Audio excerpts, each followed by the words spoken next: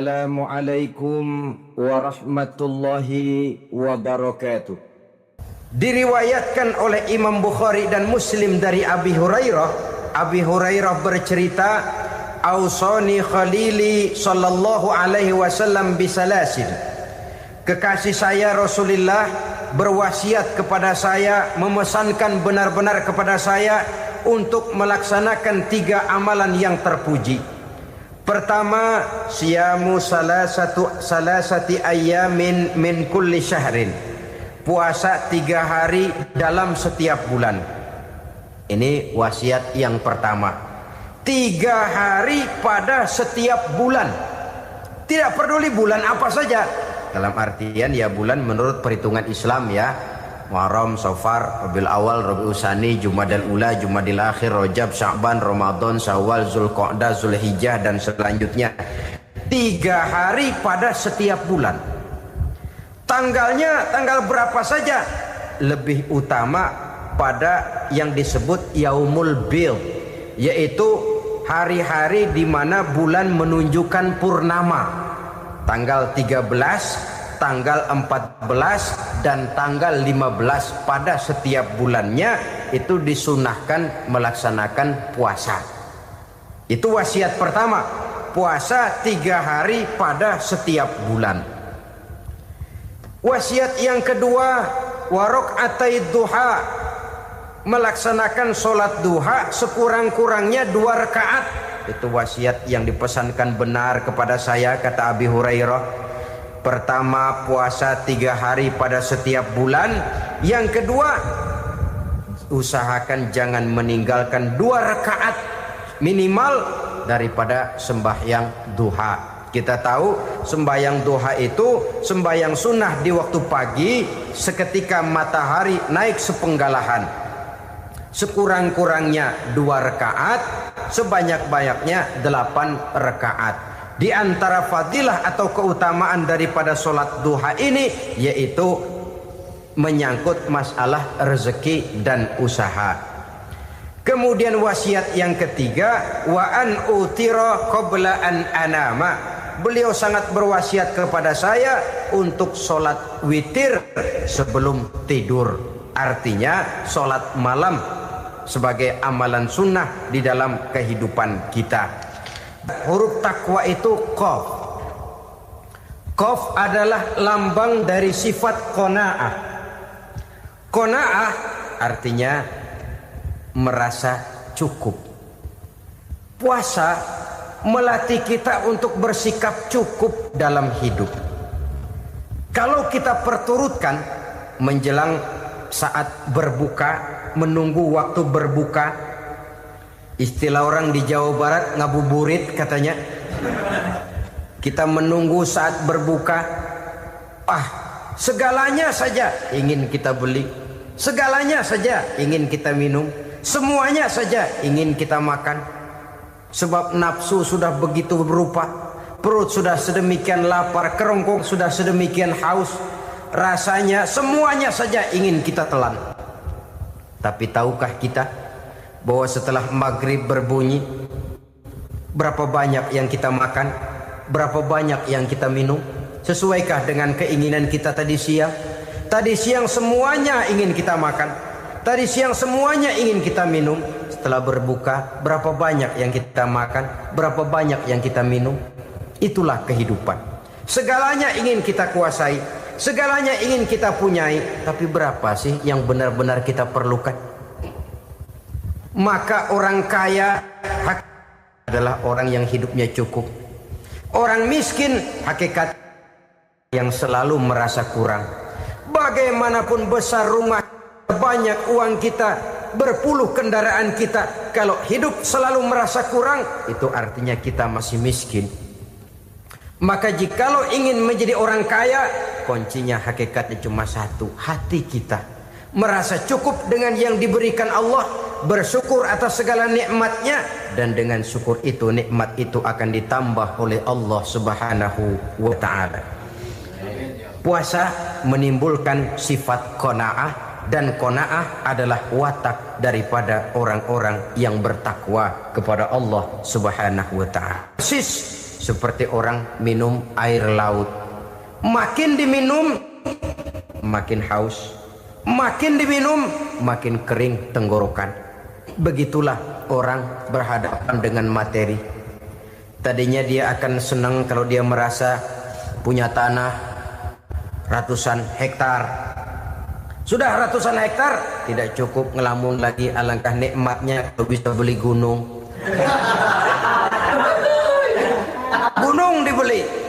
Sudah punya gunung, lihat laut. Aduh, kalau laut juga bisa dibeli, beli lagi laut. Sudah punya laut, lihat ke atas langit, ada yang jual apa enggak ya?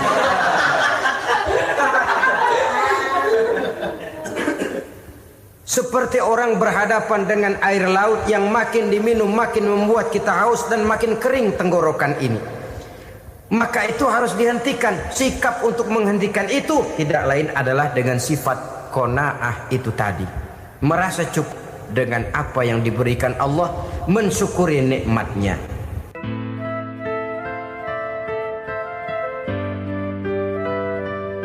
Assalamualaikum warahmatullahi wabarakatuh. Alhamdulillahi rabbil alamin.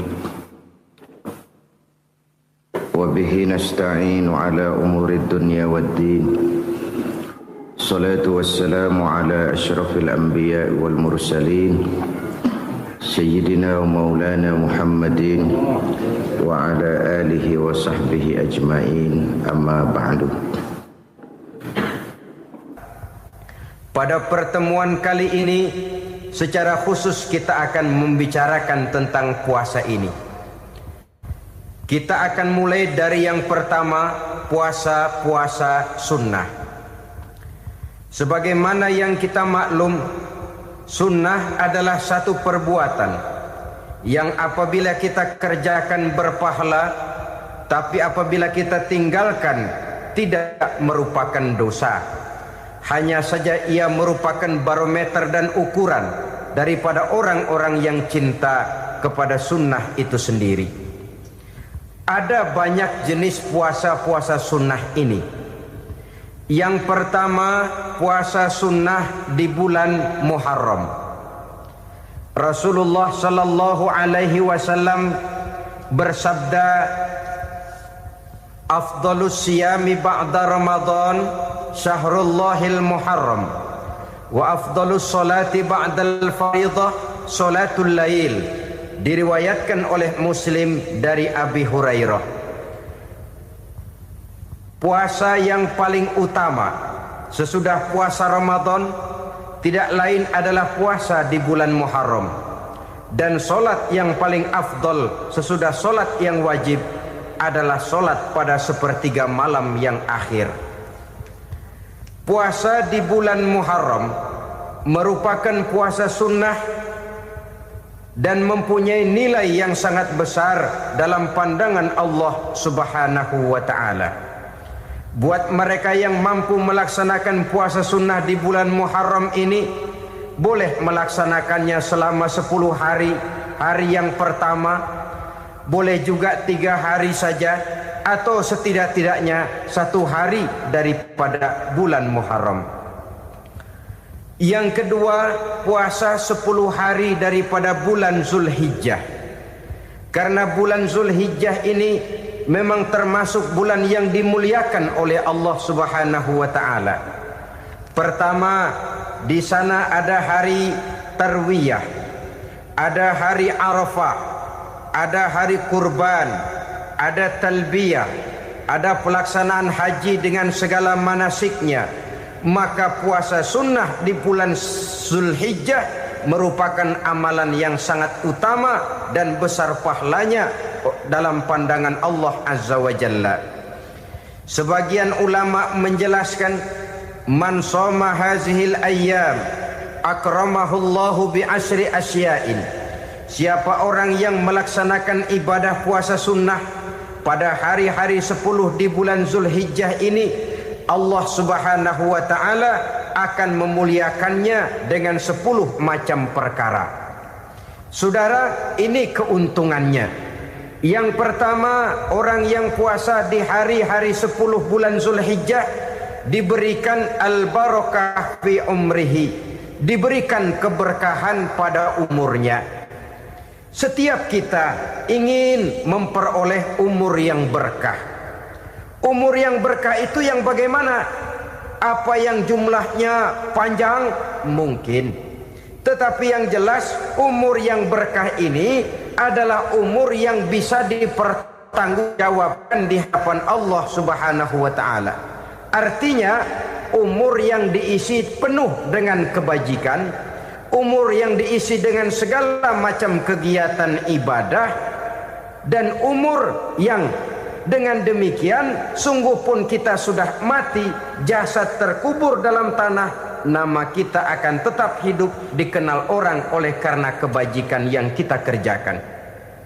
Saya kira akan lebih merupakan azab ketimbang nikmat kalau orang diberikan umur panjang tapi hanya untuk menumpuk-numpuk dosa saja. Kan lebih baik mana? Umur pendek banyak pahala, umur panjang banyak dosa. Lebih baik mana? Hah? Saya yakin yang paling baik tentu umur panjang banyak pahala. Paling sial umur pendek dosa melulu. Sudah diberikan umur pendek tidak seberapa, dosa berlipat ganda. Itu kalau orang kampung bilang tekor namanya. Rugi. Umur pendek hanya untuk menumpuk-numpuk dosa. Boleh jadi kalau umat-umat zaman dulu, saudara, mereka diberikan umur panjang. Nabi Adam, kita tahu Nabi Adam itu 2000 tahun umurnya. Nabi Nuh 950 tahun. Umatnya ya rata-rata segitu itu. Nah, kalau mereka misalnya punya umur 800 tahun, lalu 200 tahun mereka melakukan dosa, kan masih punya restan 600 tahun untuk taubat. Karena umurnya diberikan jatah panjang. Kita ini oleh Allah Subhanahu wa taala, umat Nabi Muhammad ini umurnya pendek-pendek. Kalau nyontoh Nabi 63 tahun saja. Kalau diberikan 70 tahun umur kita sekarang, itu sudah dapat jatah lebih 7 tahun. Alhamdulillah bahwa Allah memberikan saat-saat, waktu-waktu, tempat-tempat yang punya nilai istimewa, sehingga umur yang pendek ini bisa bernilai panjang. Nilai ibadahnya bisa bernilai pahala seperti umat yang berumur panjang dahulu itu. Karena itu manfaatkan umur dengan baik, dan salah satu keberkahan daripada umur akan datang dengan melaksanakan ibadah puasa sunnah. Ini yang pertama. Yang kedua, az-ziyadatu fi malihi, berikan tambahan hartanya, menjadi orang kaya. Kaya apa? Kaya hati setidak-tidaknya. Karena dengan tekun dan rajin melaksanakan ibadah puasa, yang segera tertanam dalam jiwa seseorang merasakan cukup di dalam kehidupan. Itulah dia orang yang paling kaya, orang yang hidupnya paling cukup. Kalau orang sudah merasa cukup dalam hidupnya, maka itulah dia orang yang kaya. Saudara-saudara kaum muslimin rahimakumullah, puasa sunnah memberikan tambahan harta. Usahanya berkembang, dengan demikian membawa keberkahan, hartanya makin bertambah, akan menunjang ibadahnya kepada Allah, lebih memantapkan dan membawa ketenangan dalam hidupnya. Itu termasuk berkahnya melaksanakan puasa sunnah itu. Yang ketiga, al-hifzu fi iyalihi, diberikan penjagaan, perlindungan terhadap keluarganya. Anaknya sehat, sanak famili dan handai tolannya terjaga dan terpelihara dari segala malapetaka, dari segala mara bahaya. Kesehatannya terjamin dan terpelihara. Itu sudah merupakan modal yang sangat besar di dalam kita mengarungi kehidupan. Sebab rasanya sulit untuk bahagia. Duit kita banyak sekali. Usaha kita selalu mendatangkan untung yang berlipat ganda. Tapi sebentar-sebentar anak kita sakit, yang ampek, yang korengan.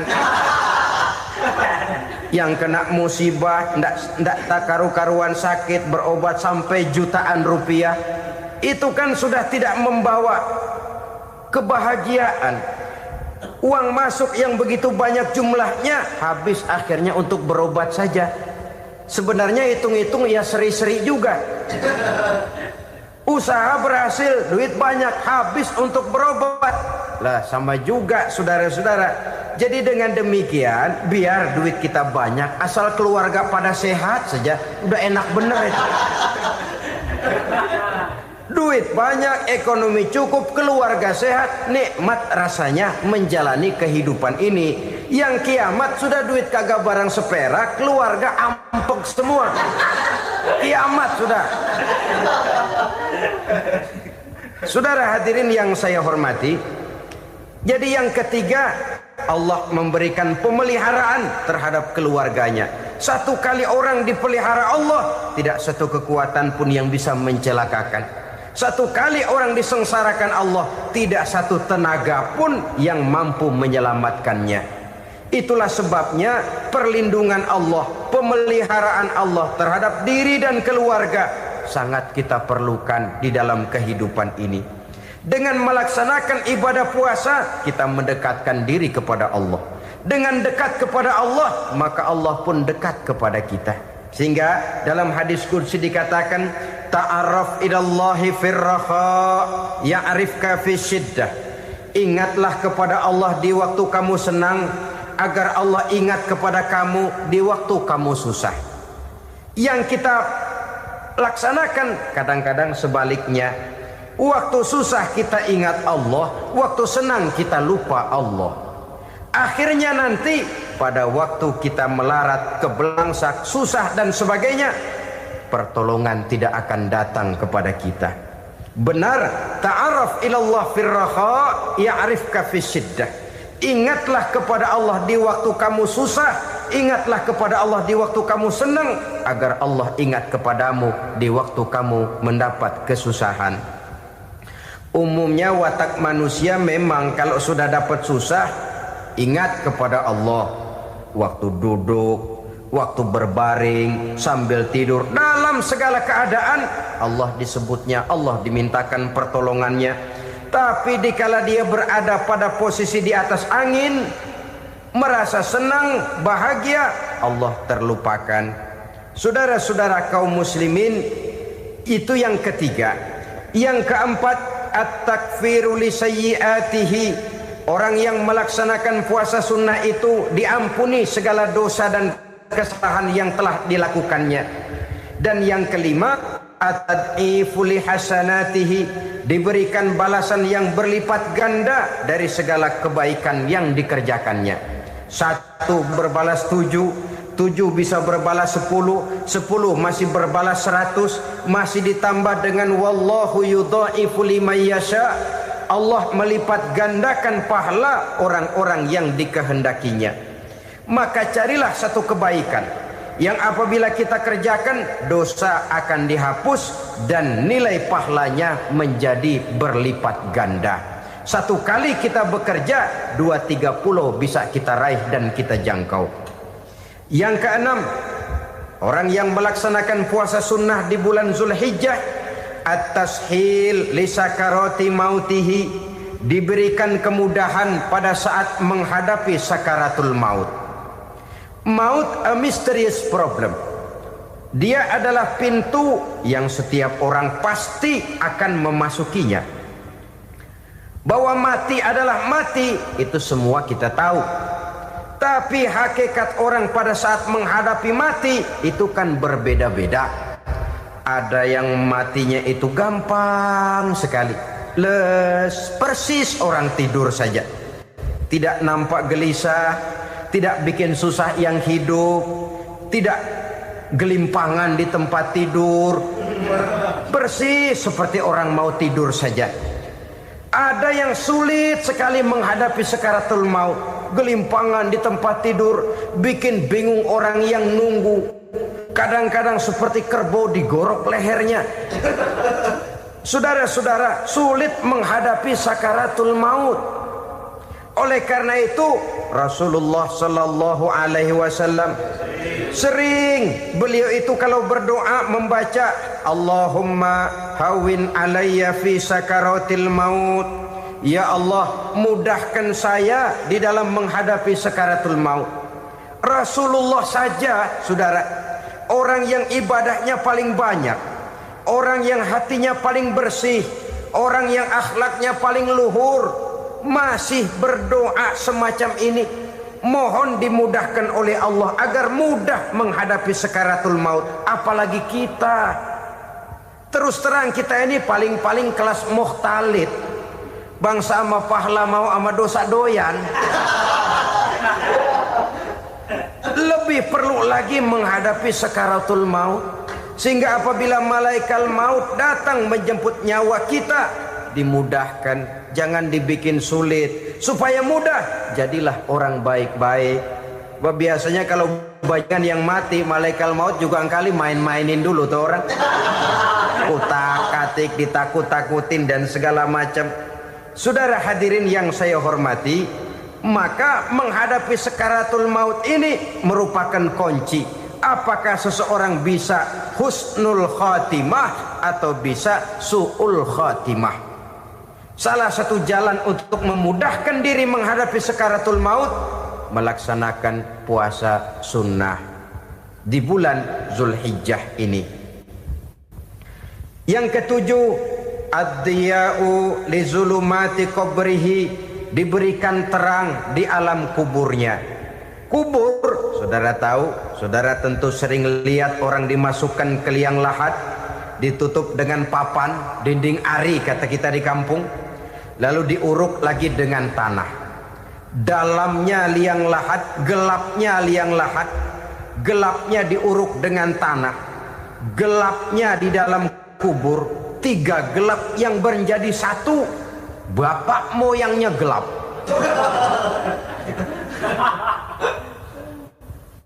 Puasa sunnah ini merupakan terang di alam kubur kita nanti.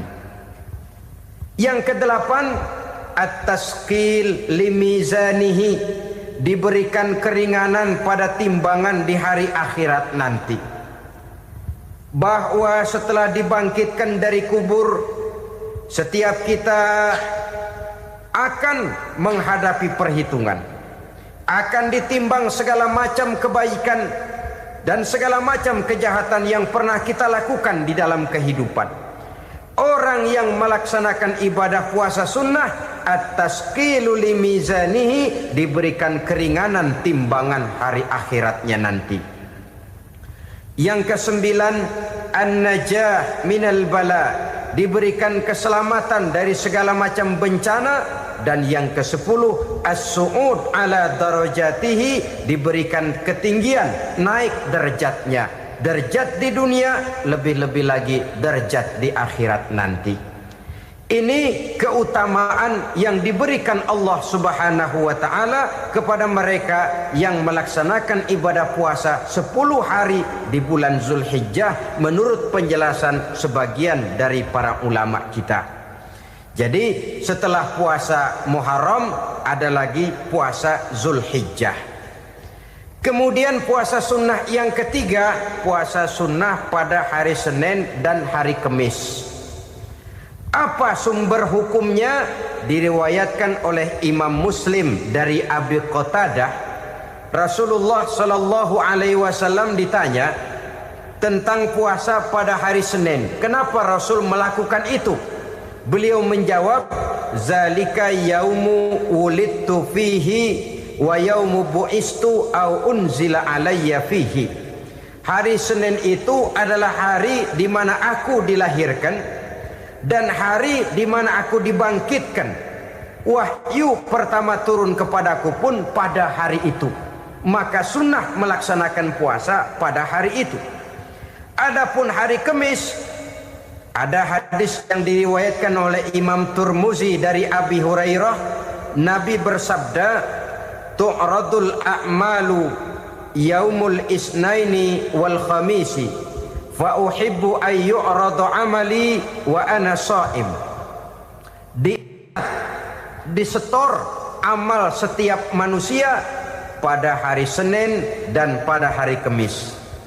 Maka aku ingin, kata Nabi, agar pada saat amalku disetor itu aku sedang puasa.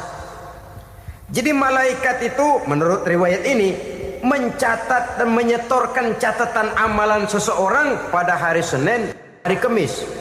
Tiap hari Senin amalan kita disetor oleh malaikat. Catatan terakhir tentu yang sedang kita kerjakan, sehingga yang masuk daftar, saya tinggalkan orang ini, dia sedang puasa, karena naik catatan amalnya pada hari Senin.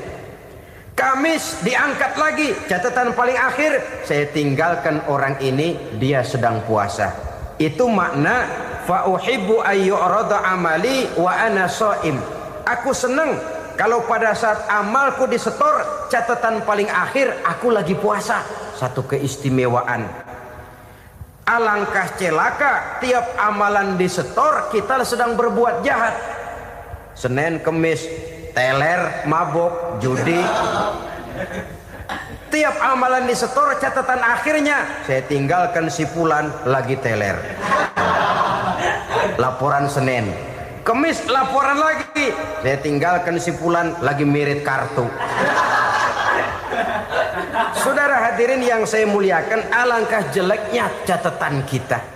Oleh karena itu sunnah puasa pada hari Senin dan hari Kamis. Ini amalan sunnah, saudara-saudara. Dan oleh karena ini amalan sunnah, sebagian ulama memberikan penjelasan, walaupun lupa niat, kalau sudah malam itu lupa niat, boleh niatnya sudah siang puasa sunnah ini, dengan catatan dari pagi belum makan apa-apa. Malam saudara lupa, tahu-tahu ingat ini hari Senin, dah jam 10, niatlah jam 10 itu, sah puasanya asal dari pagi belum makan apa-apa. Tapi kalau sudah dapat 2 piring baru niat, jam 10 itu lain, ngojek namanya. Jadi puasa sunnah yang ketiga, puasa pada hari Senin dan hari Kamis. Yang keempat, puasa jenis sunnah yang keempat, puasa 6 hari di bulan Syawal. Diriwayatkan oleh Imam Muslim dari Abi Ayyub bahwa Nabi bersabda, "Man shoma Ramadhana summa atba'ahu sittan min Syawal kana kasyamid dahri." Barang siapa yang berpuasa di bulan Ramadan kemudian diikutinya dengan 6 hari di bulan Syawal, maka dia seolah-olah seperti orang yang berpuasa 1 abad lamanya. Allahu Akbar. Demikian besar keuntungannya. 6 hari di bulan Syawal sama dengan orang yang berpuasa 1 abad lamanya.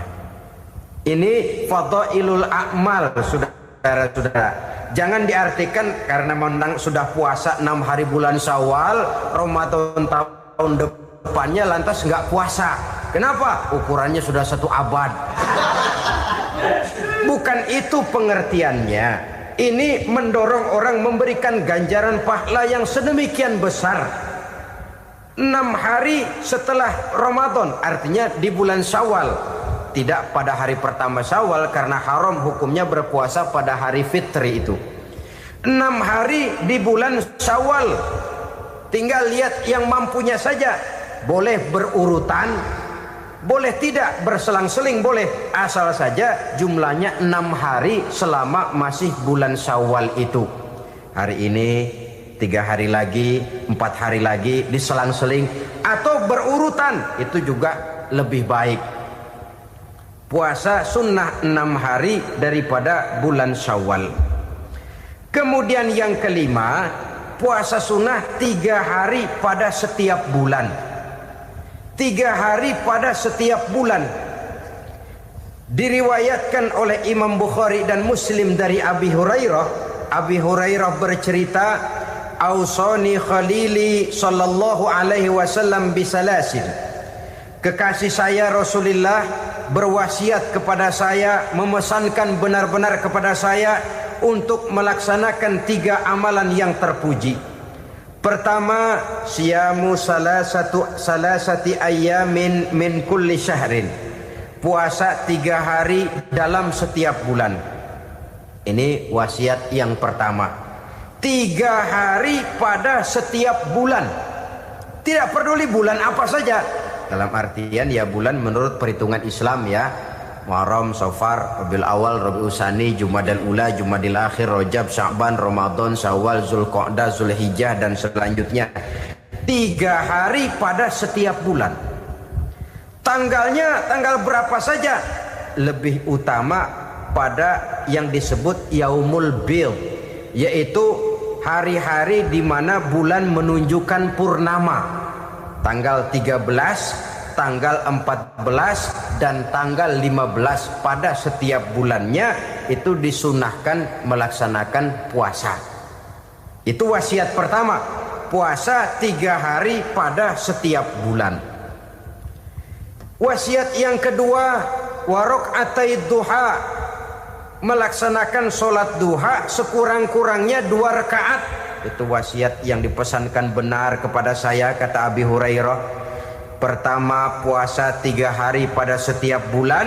Yang kedua, usahakan jangan meninggalkan 2 rakaat minimal daripada sembahyang duha. Kita tahu sembahyang duha itu sembahyang sunnah di waktu pagi seketika matahari naik sepenggalahan. Sekurang-kurangnya 2 rakaat, sebanyak-banyaknya 8 rakaat.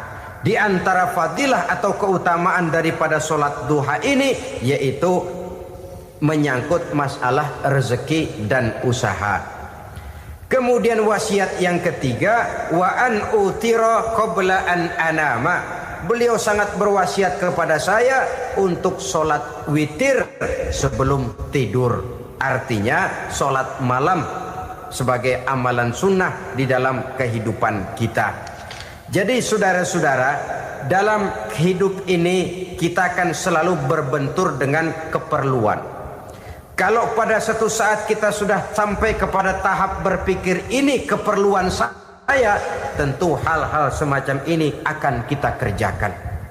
Kita belum tergerak melaksanakan ini semua oleh karena barangkali kita merasa belum memerlukannya. Karena itu, marilah kita berusaha di samping melaksanakan puasa yang wajib, juga melaksanakan puasa yang sunnah di dalam kehidupan kita. Ini jenis puasa-puasa yang sunnah. Kemudian yang kedua, ada macam puasa yang disebut puasa nazar. Hukum pelaksanaannya wajib apabila nazarnya sudah terwujud. Puasa nazar, puasa yang dikaitkan dengan suatu persoalan. Umpamanya, kalau saya lulus ujian, saya akan puasa 1 minggu lamanya. Begitu ujiannya ternyata lulus, dia wajib bayar nazarnya. Puasa 7 hari, tidak lagi sunnah tapi wajib karena dia nazarkan. Asal saja tidak sah nazar kepada yang makruh apalagi kepada yang haram. Umpamanya nazar kalau tembus 6 nomor mau puasa 3 hari. Itu nazar semacam itu bukan saja tidak sah tapi haram hukumnya.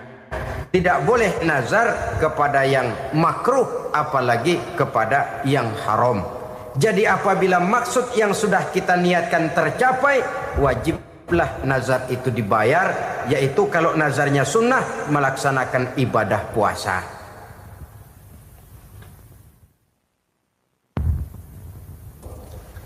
Jenis puasa yang ketiga kita kenal dengan puasa wajib. Dan ini kita laksanakan pada bulan suci Ramadan. Tentang teknis pelaksanaan ibadah puasa di bulan Ramadan sudah pernah saya bicarakan pada pertemuan tentang Ramadan dan Idul Fitri. Pada kesempatan ini saya hanya ingin mengajak bahwa di dalam melaksanakan ibadah puasa Ramadan ini, marilah kita mengadakan evaluasi. Kenapa demikian? Barangkali secara jujur, walaupun agak berat, saya masih harus berkata, masih banyak di antara kita umat Islam yang di dalam melaksanakan suatu ibadah terjebak dalam rutinitas ritual. Apa itu rutinitas ritual? Itu bahasa susah. Berhubung saya tidak ingin bicara yang susah-susah, kita bicara yang mudah-mudah saja. Maksud saya, banyak di antara kita umat Islam yang di dalam melaksanakan suatu ibadah itu hanya dengan prinsip asal sekadar gugur kewajiban saja. Akibatnya, sampai sejauh mana ibadah itu berhasil membentuk kepribadian diri kita, kita jarang mengadakan evaluasi dan penilaian. Solat yang penting gugur kewajiban. Puasa yang penting sudah gugur kewajiban. Haji yang penting sudah gugur kewajiban. Maka jangan heran kalau itu yang jadi prinsip, ibadah lantas tidak punya dampak dalam membentuk kepribadian diri. Banyak orang yang rajin sholat tapi munkarnya jalan terus. Sampai kadang-kadang kita bingung, yang sembahyang dia, yang nyolong dia. Puasanya kelihatannya tekun tapi tidak punya kepekaan sosial. Sama yatim piatu bersifat masa bodoh, sama fakir miskin malah gemes. Tidak lantas tumbuh kepekaan sosial walaupun dia sudah ikut merasakan tidak enaknya lapar dan haus. Ada juga yang sudah haji 4-5 kali mondar-mandir Jakarta Mekah, tapi gaya hidupnya tetap seperti katak di kolong tempurung, picik, sempit pandangan, dangkal hati, tidak terbuka walaupun sudah melihat Islam dalam skala internasional. Yang dia lihat, yang dia saksikan, yang dia pandang tidak sanggup menggugah dan mengubah jiwanya, tidak bisa mewarnai pandangan hidupnya. Inilah akibatnya kalau ibadah hanya dikerjakan dengan prinsip asal sekadar gugur kewajiban. Hasilnya yaitu tadi, hajinya cuma menang topi putih sama serban. Sholatnya cuma prinsip asal gugur kewajiban. Begitu juga puasanya, begitu juga zakatnya dan ibadah-ibadah lainnya. Bukan tanpa satu maksud. Jikalau Allah Subhanahu wa taala memerintahkan kita melaksanakan ibadah puasa di bulan suci Ramadan, bahkan maksud itu sangat pada penghujung ayat yang memerintahkan kita puasa. Ya ayyuhalladzina amanu kutiba alaikumus syiyam kama kutiba alal ladzina min qablikum la'allakum tattaqun. Orang yang beriman diwajibkan atas kamu berpuasa, telah diwajibkan juga kepada orang-orang yang sebelum kamu, la'allakum tattaqun, agar kamu dengan puasa itu menjadi manusia yang bertakwa kepada Allah Subhanahu wa taala. Dengan kata lain, berhasil atau tidak puasa Ramadan kita ini akan nampak takwa kita meningkat atau tidak setelah kita melaksanakan ibadah puasa. Sehingga kalau orang mengatakan Ramadan itu merupakan month of training, bulan latihan, keluar latihan tentu harus semakin naik dan baik gaya kehidupan kita. Jadi tujuan utama daripada pelaksanaan ibadah puasa adalah untuk membentuk manusia yang bertakwa. Nah, takwa itu kata Imam Qusairi hurufnya ada 4. Ta, qaf, wawu, ya. Masing-masing huruf ini simbol dari pribadi orang yang bertakwa, bina dan dibentuk oleh pelaksanaan puasanya. Mari kita lihat. Huruf ta adalah lambang dari sifat tawadhu, rendah hati. Orang yang bertakwa, orang yang tidak mempunyai sifat sombong. Puasa menanamkan kita kesadaran terhadap kelemahan, terhadap keterbatasan, terhadap segala ketidakmampuan yang kita miliki. Ya Allah, baru sehari nggak kena makan, nggak kena minum, sudah begini lemesnya. Puasa memang, kalau pagi orang masih sehat, masih terdorong oleh sahur, siang masih lumayan, tapi zuhur ke atas biasanya mulai sikap lemah manusiawi, keterbatasan kekuatan biologis itu mulai nampak. Dari sini tanam satu kesadaran, kalau begitu apa yang mau disembuhkan di hadapan Allah? Kaya, siapa sih orang paling kaya? Ilmu, siapa sih orang paling pintar? Pangkat, siapa sih orang paling tinggi jabatannya? Dari sifat semacam ini lahir introspeksi, rasa mawas diri, timbul sifat tawaduknya, rendah hatinya, tidak melonjak menjadi angkuh dan sombong lantaran sedikit kemampuan dan kekuatan yang dimilikinya. Lalu untuk sikap yang lebih jauh, terwujudlah, terbentuklah apa yang dinamakan stabilitas temperatur batin. Orang tetap konstan menjaga nilai-nilai idealisme yang pernah dimilikinya. Dia mulai dengan adil, dia berjalan tetap dengan keadilan, dan dia berakhir juga tetap dalam keadilan. Jangan mulainya adil, tengahnya setengah adil, di akhirnya malah zolim sama sekali. Ini tidak punya stabilitas temperatur batin. Kan banyak orang begitu toh.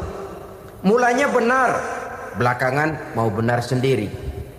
Mulanya sudah rela berkorban buat kepentingan orang banyak, belakangan malah selalu mengorbankan kepentingan orang banyak. Waktu di bawah rajin baca ayat kursi, dapat kursi lupa ayat. Stabilitas temperatur batin, tertipu oleh perasaan seolah-olah situasi dan kondisi sudah serba memungkinkan, sudah serba menguntungkan. Orang yang dibentuk pribadinya oleh pelaksanaan ibadah puasa, dia sadar apapun keberhasilannya, apapun kedudukannya, apapun nilai kekayaannya, itu cuma sebagian kecil sekali dari apa yang ada pada zat Allah Subhanahu wa ta'ala. Hati tidak takabur, sesuai dengan namanya takabur dari kalimat takabbaro ya takabbaru, membesar-besarkan diri. Orang yang suka membesar-besarkan diri, orang yang tidak yakin bahwa dirinya orang besar, lalu dibesar-besarkan dirinya. Sebenarnya itu sudah satu sikap di mana dia tidak percaya kepada diri sendiri. Dirinya sebenarnya bukan apa-apa, cuma ingin dianggap besar, lalu dibesar-besarkan. Takabbur namanya. Puasa sekali lagi melatih kita menanamkan kesadaran akan kelemahan dan keterbatasan kita sebagai makhluk. Itu sikap tawadu. Fir'aun, saudara tahu Fir'aun, lama-lama dia jadi raja, lupa diri dan lupa daratan, melonjak menjadi angkuh dan sombong sampai kepada puncak kekurang ajarannya, memproklamirkan dirinya menjadi Tuhan. Hitler juga begitu. Pendeknya orang manakala tidak ada kesadaran tentang dari mana segalanya berasal dan kemana segalanya akan kembali, dia mudah out of control. Kalau sudah out kontrol, maka dia akan melakukan perbuatan yang melampaui batas. Itu yang pertama.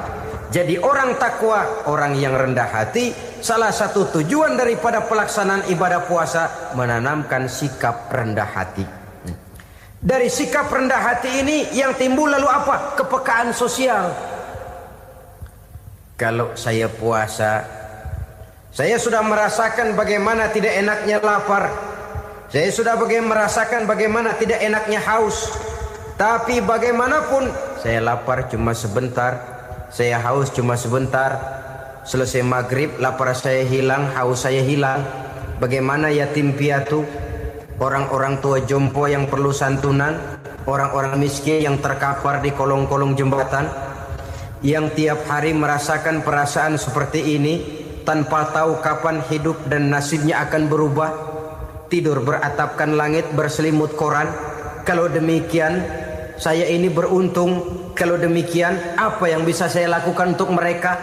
kepekaan sosial ini lalu timbul dalam apa yang orang sekarang namakan solidaritas kesetiakawanan sosial. Hidup tidak hanya untuk kepentingan diri dan perutnya sendiri saja, tapi mau menolong, mau membantu orang yang memang memerlukan bantuan dan pertolongan itu sendiri.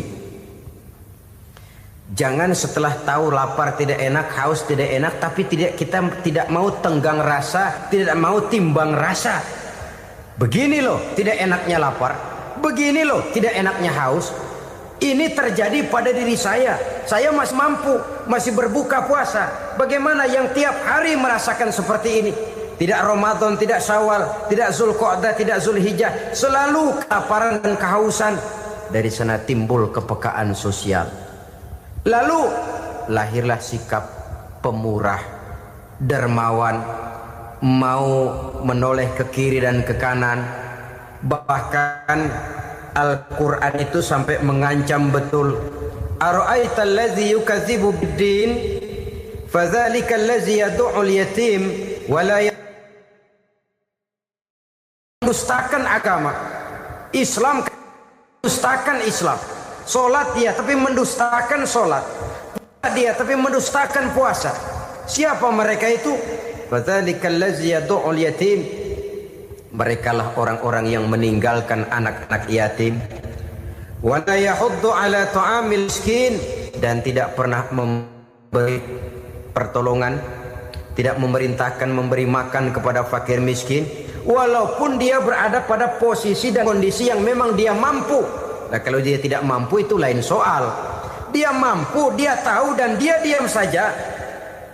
Itu termasuk yukadzibu biddin. Orang-orang yang mendustakan agama. Berlindung kita kepada Allah, jangan sampai termasuk ke dalam kelompok itu. Yang kedua saudara, huruf takwa itu qaf. Qaf adalah lambang dari sifat qanaah. Qanaah artinya merasa cukup. Puasa melatih kita untuk bersikap cukup dalam hidup. Kalau kita perturutkan menjelang saat berbuka, menunggu waktu berbuka, istilah orang di Jawa Barat ngabuburit katanya. Kita menunggu saat berbuka, segalanya saja ingin kita beli, segalanya saja ingin kita minum, semuanya saja ingin kita makan. Sebab nafsu sudah begitu berupa. Perut sudah sedemikian lapar, kerongkong sudah sedemikian haus. Rasanya semuanya saja ingin kita telan. Tapi tahukah kita bahwa setelah maghrib berbunyi, berapa banyak yang kita makan, berapa banyak yang kita minum?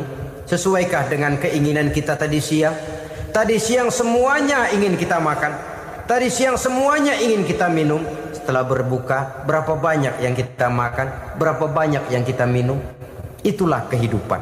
Segalanya ingin kita kuasai, segalanya ingin kita punyai, tapi berapa sih yang benar-benar kita perlukan? Maka orang kaya adalah orang yang hidupnya cukup. Orang miskin hakikat yang selalu merasa kurang. Bagaimanapun besar rumah, banyak uang kita, berpuluh kendaraan kita, kalau hidup selalu merasa kurang, itu artinya kita masih miskin. Maka jikalau ingin menjadi orang kaya, kuncinya hakikatnya cuma satu, hati kita merasa cukup dengan yang diberikan Allah, bersyukur atas segala nikmatnya, dan dengan syukur itu nikmat itu akan ditambah oleh Allah Subhanahu wa ta'ala. Puasa menimbulkan sifat qanaah, dan qanaah adalah watak daripada orang-orang yang bertakwa kepada Allah Subhanahu wa ta'ala. Seperti orang minum air laut, makin diminum makin haus, makin diminum makin kering tenggorokan. Begitulah orang berhadapan dengan materi. Tadinya dia akan senang kalau dia merasa punya tanah ratusan hektar.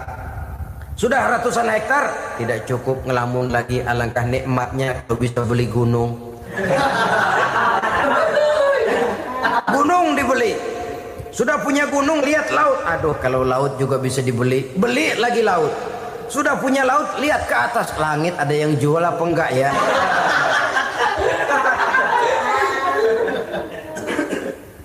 Seperti orang berhadapan dengan air laut yang makin diminum makin membuat kita haus dan makin kering tenggorokan ini. Maka itu harus dihentikan. Sikap untuk menghentikan itu tidak lain adalah dengan sifat qanaah itu tadi. Merasa cukup dengan apa yang diberikan Allah, mensyukuri nikmatnya. Itu yang kedua. Yang ketiga, pada kalimat takwa ada huruf wawu. Wawu adalah simbol dari sifat wara dengan ain. Wara, orang yang terpelihara dirinya baik dari yang syubhat, lebih-lebih dari yang haram. Syubhat, saudara tahu, barang yang remeng-remeng. Tapi sungguh pun remeng-remeng, kira-kira prosentasenya 70-30. 70% haram, 30% kemungkinan halalnya. Maka yang syubhat lebih baik dijauhi daripada diambil. Orang yang punya kepribadian wara, dirinya terpelihara, jangankan dari yang haram, dari yang syubhat saja dia sanggup menjaga dan memelihara dirinya.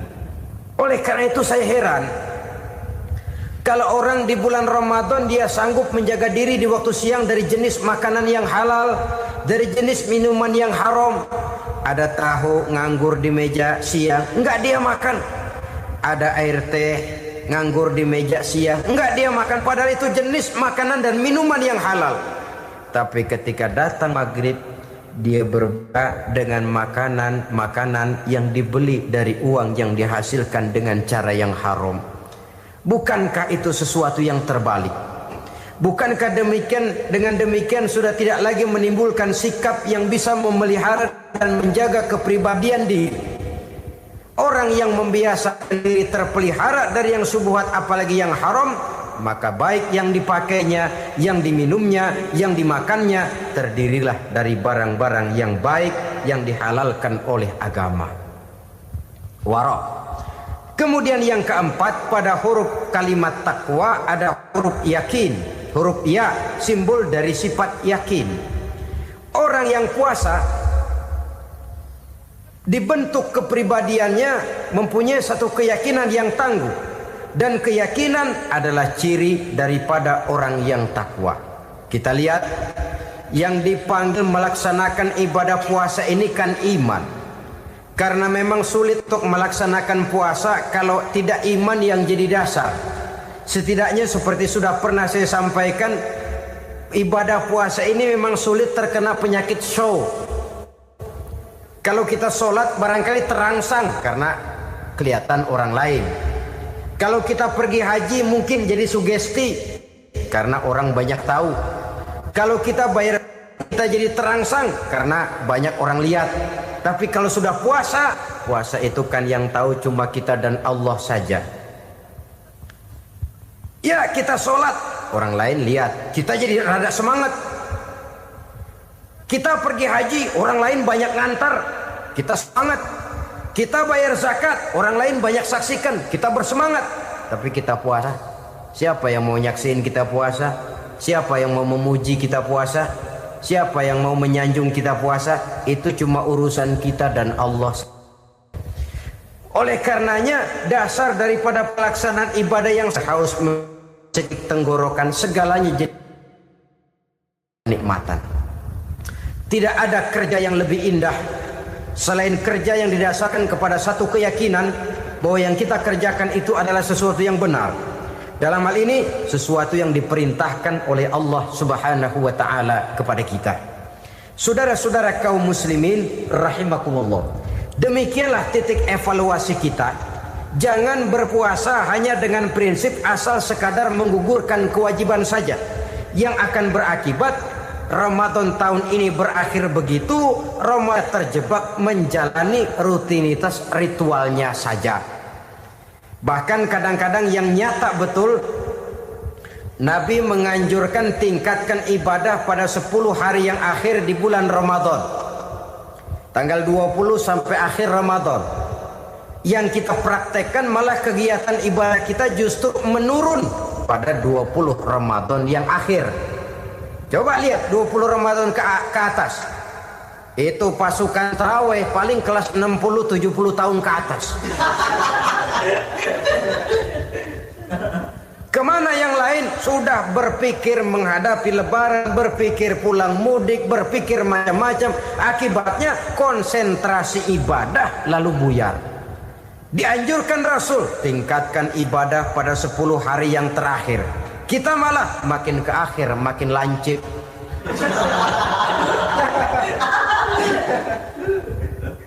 Saudara-saudara kaum muslimin rahimakumullah, kita terjebak oleh sesuatu yang sementara, oleh sesuatu yang bersifat kulit, lalu meninggalkan isinya. Padahal jikalau kita tidak mengisi Ramadan dengan kegiatan ibadah, berarti kita tidak keluar dari Ramadan dengan jiwa yang baru, yang sudah ditempa oleh pengalaman ibadah di bulan Ramadan. Artinya kita tidak kembali kepada fitrah, kesucian seperti saat kita dilahirkan.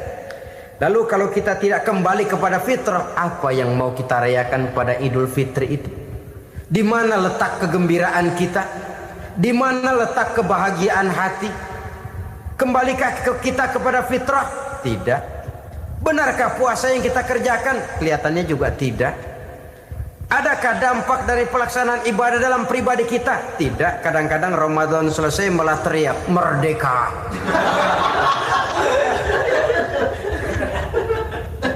Kalau tadinya Ramadan dia merasa terhalang, mau keluar siang, mau makan siang, bulan puasa, mau minum siang, bulan puasa, mau gandengan, bulan puasa. Ramadan selesai, kibarin bendera, teriak merdeka. Lalu kembali merajalela. Saudara-saudara, dampaknya tidak akan kelihatan. Padahal puasa yang baik la'allakum tattaqun membentuk manusia yang bertakwa kepada Allah Azza wa Jalla.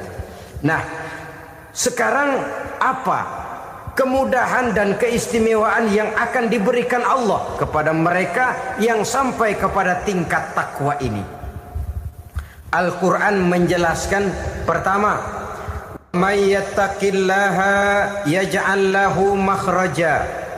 Barang siapa yang bertakwa kepada Allah Subhanahu wa taala, maka dia akan diberikan makhraja. Makhraja itu jalan keluar dari segala macam kesulitan. Jalan keluarnya ada saja.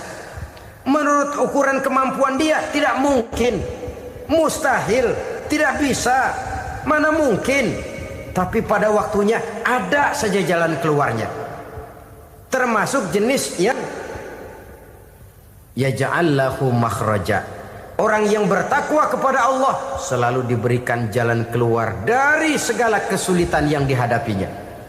Siapa sih orangnya yang tidak pernah sulit dalam hidup? Siapa orang yang tidak pernah mengalami kesulitan?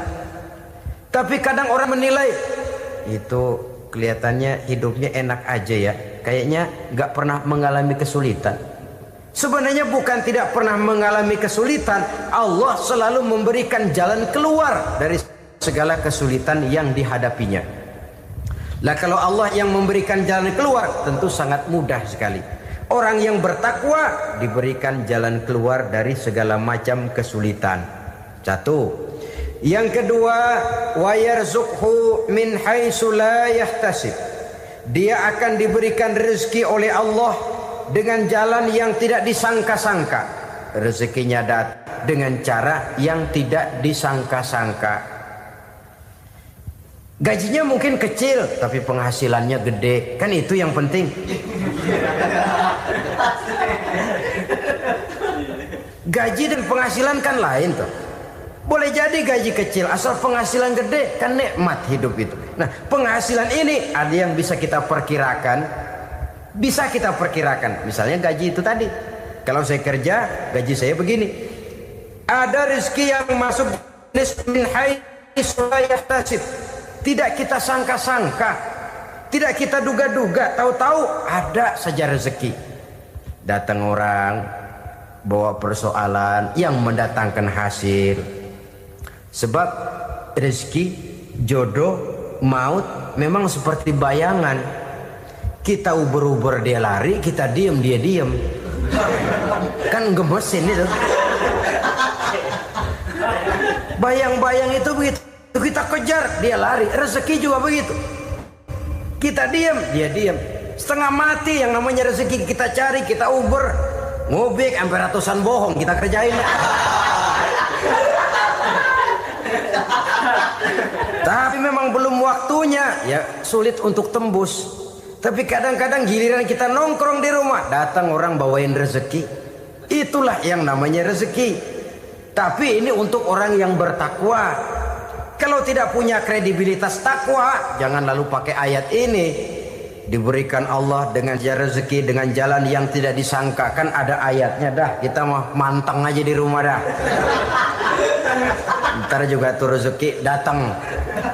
Ini fasilitas yang diberikan kepada orang yang wa may yattaqillah, bertakwa kepada Allah, yarzuqhu min haitsu la yahtasib, diberikan rezeki dengan cara yang tidak disangka-sangkanya. Maka kadar ketakwaan jangan membuat kita buruk sangka. Tuh orang ya nggak kemana-mana, duitnya ada aja. Kalau dia takwa, Allah berikan jalan keluar. Yang lantas ngelihat kiai orangnya ahli ibadah, ilmunya tinggi, akhlaknya luar biasa, takwanya tinggi, rezekinya lancar, lalu husnuzon nih kiai nggak kemana-mana, duitnya banyak, miara tuyul kali ini.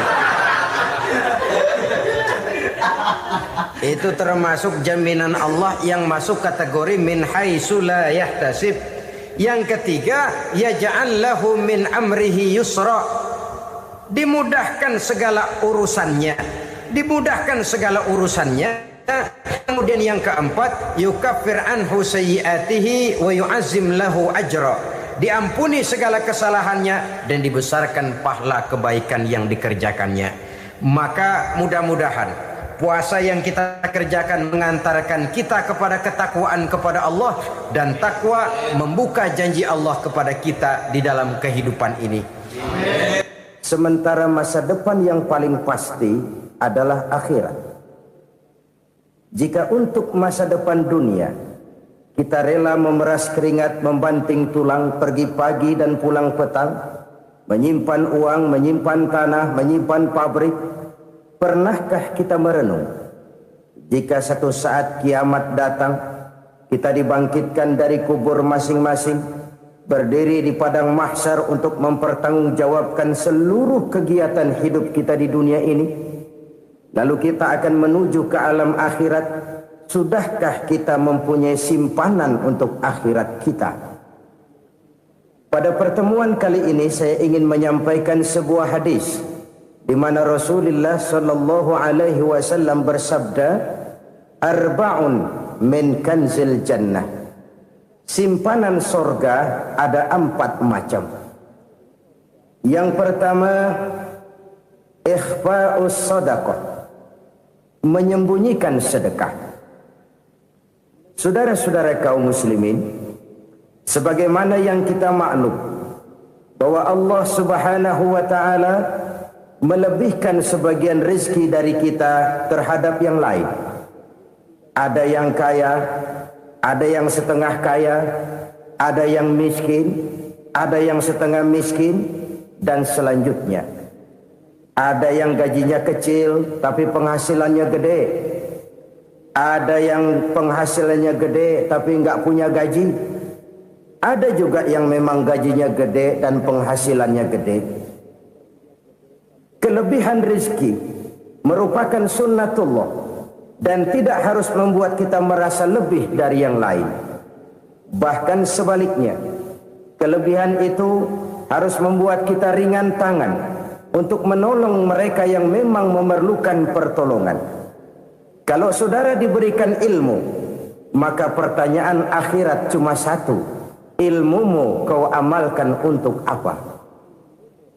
Kalau saudara diberikan umur yang panjang, pengadilan akhirat juga bertanya satu: umurmu kau habiskan di mana? Tapi kalau saudara diberikan harta, pengadilan akhirat akan bertanya dua: hartamu kau dapat dari mana, kau belanjakan kemana? Dari mananya ditanya dan kemananya juga ditanya. Oleh karena kita akan dimintakan pertanggungan jawab, Maka amanah yang bernama harta ini harus kita gunakan dengan sebaik-baiknya. Ada penggunaan yang merupakan kewajiban, itu zakat namanya. Ada penggunaan yang sewaktu-waktu, itu infak namanya. Ada yang lebih sewaktu-waktu lagi, dan itu sedekah namanya. Zakat dia terikat oleh haul dan nisab, oleh putaran batas waktu dan ukuran dari harta itu sendiri. Sedangkan infak terikat oleh situasi dan kondisi perekonomian seseorang. Sedangkan sedekah tidak terikat dengan apapun. Dalam kondisi seperti apapun kita bisa melakukan sedekah dengan yang terkecil sekalipun. Sampai-sampai Rasulullah sallallahu alaihi wasallam mengajarkan, la tahqiranna minal ma'rufi syai'an walau an talqa akhaka biwajhin talik. Atau ada hadis, tabassumuka fi wajhi akhika laka sedekah. Senyumanmu kepada temanmu adalah sedekah. Jadi untuk melakukan sedekah tidak harus dalam berbentuk uang. Dengan ilmu kita bisa sedekah, dengan tenaga kita bisa bersedekah, dengan pikiran kita bisa bersedekah, bahkan senyum kepada teman itu pun sedekah. Jadi kalau sedekah dengan uang memang belum punya uang, nyengir aja banyakin. Itu asal pada tempatnya, jangan lalu ketemu tiang listrik cengengesan. Tentu tidak pada tempatnya dan tidak wajar. Nah, sedekah yang paling dicintai Allah adalah sedekah yang disembunyikan. Artinya jauh dari sifat riya. Kan kadang-kadang ada orang sedekah itu disebutkan namanya. Apa tidak bagus? Kalau memang niatnya ikhlas, ya bagus-bagus saja. Untuk memberikan sugesti kepada yang lain. Si Fulan bin Fulan nyumbang sekian, diumumkan. Boleh kalau niatnya untuk memberikan rangsangan kepada yang lain supaya dia menyumbang lebih besar dari orang tadi. Tapi kalau itu mendatangkan riya, maka sedekah yang paling dicintai Allah adalah sedekah yang disembunyikan. Tangan kiri saja tidak tahu apa yang diberikan oleh tangan kanan. Sedekah yang dilakukan dengan ikhlas akan merupakan perbendaharaan surga, tersembunyi dari pandangan orang lain, tidak seorang pun tahu. Karena memang sikap yang baik adalah melupakan kebaikan dan mengingat kesalahan. Itu salah satu ciri orang bahagia. Orang yang selalu mengingat kesalahannya dan berusaha melupakan segala kebaikannya. Kalau dia akan berada kebaikan, dia tidak bisa ikut, dia merasa rugi karena dia merasa belum pernah berbuat baik. Tapi kalau akan melakukan kesalahan baru, dia ingat kesalahan yang sudah-sudah, sehingga terhalang baginya untuk melakukan satu kesalahan baru. Demikianlah saudara-saudara, bahwa Allah melebihkan rizki sebagian kita dari yang lain, agar terjadi tolong-menolong dalam kehidupan ini. Jadi kesenjangan yang nature, kesenjangan yang alami itu sunnatullah. Ada yang kaya, ada yang miskin, ada yang kelas menengah. Nah, kenapa lalu sekarang kita berusaha mengentaskan kemiskinan? Oleh karena adanya kesenjangan struktural. Kalau yang kaya bisa semakin kaya, kenapa yang miskin tidak bisa naik jadi ikut sedikit kaya? Sebab pada dasarnya Islam adalah agama yang sejak turunnya sudah berupaya memerangi kemiskinan. Bahkan dikatakan kemiskinan itu mendekatkan kepada kekufuran. Orang kalau miskin udah dekat banget sama kafir. Gampang menjadi kafir. Berapa banyak saudara-saudara kita yang oleh karena soal perut, oleh karena soal materi, terpaksa meninggalkan dan menanggalkan akidahnya. Menjual petunjuk yang diberikan Allah dengan kesenangan dunia yang cuma sebentar ini. Na'udzubillah, thumma na'udzubillah. Jadi makin kita sembunyikan satu sedekah, semakin banyak perbendaharaan kita di surga. Sedekah yang paling dicintai Allah adalah sedekah yang disembunyikan. Malahan ada seorang sufi, dia punya kebiasaan kalau pergi sholat Jumat dia bawa uang, itu uang dia taruh di bawah tikar masjid. Dia niat sedekah kepada siapa saja yang nemuin itu duit. Maksudnya apa? Supaya yang nemuin nggak tahu siapa yang punya duit. Demikian dia saking ingin menyembunyikan sedekahnya. Karena sifat ria itu bisa memakan amal kita sendiri. Ria itu termasuk menyebut-nyebut kebaikan kita. Orang yang suka nepuk dada, sedikit-sedikit ngitungnya kalau enggak gua. Tuh kalau enggak gua tuh. Tuh yang belah situ kalau enggak gua, kalau enggak gua. Iya kalau enggak lu kenapa emang? Orang yang suka menepuk jasa. Tuh, biasanya memang begitu saudara-saudara. Kalau perang lagi berkecamuk, orang nggak sempat ngaku jadi pahlawan. Tapi begitu perang selesai, yang kagak kenal bedil ngaku pahlawan, mas. Itu sesuatu yang biasa. Oleh karenanya, orang-orang yang ikhlas dalam bersedekah, disembunyikannya sedekah itu Allah cinta betul. Malahan ada hadis memberikan jaminan, inna sadaqatal mar'il muslimi tazidu fil umri wa tadfa'u mitatas su'i. Sesungguhnya sedekahnya seorang mukmin tazidu fil umri, bisa menambah umur panjang. Wa tadfa'u mitatas su'i, dan menyelamatkan manusia dari mati secara su'ul khatimah. Jadi siapa yang kepengen panjang umur, banyaklah sedekah. Yang bosan hidup, pelit terus. Sedekah menambah panjang umur dan menyelamatkan manusia dari mati secara su'ul khatimah. Pak, katanya umur itu nggak bisa ditambah, nggak bisa dikurangin. Kapan? Kalau ajal sudah datang. Fa idza jaa ajaluhum la yastakhiruna sa'atan wa la yastakdimun. Kalau ajal datang tidak bisa dimajukan, tidak bisa dimundurkan. Itu kalau ajal sudah datang. Tidak bisa lagi umur ditambah dikurangi, sudah datang. Tapi kalau belum datang, itu kan haknya Allah. Mau ditambah, mau dikurangi, hak prerogatif Allah. Sebagai pencipta manusia, Allah maha kuasa dan maha mampu.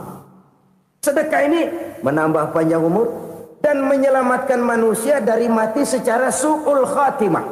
Itu orang mati kan sama ya, kondisinya mati, nggak nafas. Tapi hakikat mati kan lain-lain. Ada yang mati itu husnul khatimah, baik akhirnya. Misalnya lagi ngaji mati, lagi sholat mati, lagi sedekah mati. Ini yang dinamakan dengan husnul khatimah, baik di akhirnya. Sebaliknya ada yang su'ul khatimah, jelek di akhirnya. Ini yang jadi catatan akhir. Lagi nyekek botol, mampus. Lagi banting kartu, modar. Su'ul khatimah, jelek pada akhirnya. Sedekah menyelamatkan manusia dari mati secara su'ul khatimah. Dan kita semua kepengen mendapat husnul khatimah, jauh dari su'ul khatimah. Oleh sebab itu yang bisa menyelamatkan kita dari penyakit itu antara lain adalah sedekah yang disembunyikan, yang dikerjakan dengan ikhlas karena Allah, tidak karena kepengen dipuji orang, tidak karena ingin dikatakan orang pemurah. Sebab orang dermawan itu orang yang memberi tanpa harus diminta. Kalau masih harus diminta, ya belum dermawan namanya, masih harus diminta. Kalau nggak diminta ya tulus, lolos, polos. Saudara-saudara kaum muslimin rahimakumullah, harta adalah amanat dan akan kita pertanggungjawabkan. Allah melebihkan rizki sebagian kita dari yang lain agar kita saling tolong menolong, bantu membantu. Nabi janjikan, siapa yang meringankan beban saudaranya muslim di dunia, Allah akan meringankan bebannya di akhirat nanti. Sebuah jaminan dari baginda Nabi. Si orang yang kita bantu barangkali tidak bisa membalas, Allah yang akan membalas lewat jalan lain yang tidak pernah kita sangka-sangka. Ada orang tanya, Pak, ini ada orang nyumbang masjid sambil marah-marah, bagaimana? Saya bilang sumbangannya aja ambil, marahnya jangan. Marahnya jangan diambil, itu urusan dia. Saudara-saudara kaum muslimin rahimakumullah, umat Islam ini kan umat yang punya potensi besar. Kadang kita merenung, kenapa kadang-kadang pembangunan masjid kok lambat sekali?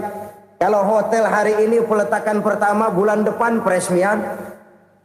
Supermarket hari ini peletakan batu pertama, minggu depan peresmian.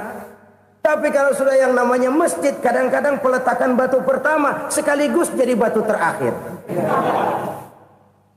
3 tahun, 4 tahun, campur nebar jalak di jalanan, duit dijaring kayak ikan sepat. Apa tidak ada orang Islam yang kaya? Banyak. Apa tidak ada pengusaha muslim yang jadi konglomerat? Ada. Lalu yang belum banyak itu yang komit terhadap nilai-nilai agamanya. Akhirnya kita jatuh jadi umat yang lemah. Belum ada pengusaha konglomerat muslim buka pabrik supermi cap bedug misalnya umpamanya atau pabrik kecap cap sorban supaya identitas keislamannya sedikit kelihatan. Kita jatuh jadi umat yang lemah karena potensi tidak terinventarisir dengan baik. Kita ini ibarat kompor yang cuma matengin nasi orang lain. Potensi kita dimanfaatkan oleh orang lain. Ukhuwah Islamiyah kita baru terbatas kepada silaturahmi. Ukhuwah di bidang ekonomi kita lemah. Ukhuwah di bidang kebudayaan kita lemah. Apalagi ukhuwah di bidang politik kita lebih rapuh lagi. Padahal ukhuwah itu adalah totalitas kehidupan manusia. Menyangkut ipolexosbud. Memerlukan nilai-nilai ukhuwah. Jadi oleh karena itu mari kita menyadari. Di dalam harta kita, walaupun kita yang cari, pergi pagi, pulang sore, peras keringat, banting tulang, di sana ada harta anak yatim. Di sana ada hak masjid. Di sana ada hak pesantren. Di sana ada hak jihad. Berbahagialah seseorang apabila dia oleh Allah dijadikan keran. Keran itu menyimpan air, tapi tidak untuk dirinya, tapi disalurkannya kepada mereka yang memang memerlukannya. Saudara-saudara kaum muslimin rahimakumullah, ini yang pertama. Jadi perbendaharaan surga adalah menyembunyikan sedekah. Orang lain nggak tahu, kita pun nggak pernah ngitung-ngitung. Kita anggap lewat begitu saja, padahal itu deposit akhirat. Satu. Yang kedua, perbendaharaan surga itu apa? Wa kitmanul musibah, menyembunyikan kesulitan. Kadang orang takut menghadapi kesulitan. Tapi makin kita merenung, hidup ini kan sebenarnya urusan. Takut sama urusan ya jangan hidup. Tandanya orang hidup itu kalau punya urusan. Urusan melupakan problem. Problem sering menimbulkan kesulitan. Kesulitan bukan untuk ditakuti, tapi untuk diatasi dan dicarikan jalan keluarnya. Siapa sih orangnya yang nggak pernah sulit-sulit? Makin tinggi status sosialnya, makin gede urusannya. Makin tinggi kualitas imannya, makin berat tingkat kesulitannya. Cuma memang yang namanya enak itu seperti pelangi. Biang lala itu nggak pernah di atas kepala kita, di atas kepala orang melulu. Lo sih enak lo, kata kita. Dia juga bilang, yang enak kan lo.